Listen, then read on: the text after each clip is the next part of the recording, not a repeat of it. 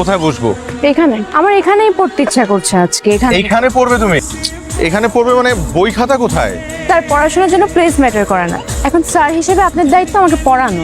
Sir আপনি আমার কথাটা শুনেন, আমি চিটাগং ইউনিভার্সিটি পড়তে চাই, ঢাকা ইউনিভার্সিটিতে না। তুমি ঢাকা থেকে চিটাগং ইউনিভার্সিটি কেন শিফট করতে যাচ্ছ?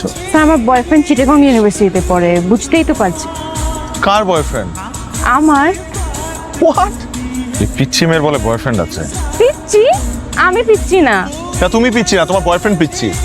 তোমার বয়ফ্রেন্ড কি তোমার মতোই দেখতে, পিচ্ছি টিচ্ছি সেম? আল্লাহ। স্যার শোনো, তোমার এখন পড়াশোনা করার বয়স, প্রেম করার বয়স না। স্যার জেনজিরা পড়াশোনা আর প্রেম দুইটা একসাথেই মেনটেন করতে পারে। কারা? জেনজি? না আমি পারবো না তোমাকে পড়াতে। আপনার পড়াতেই হবে। আমি বাধ্য না।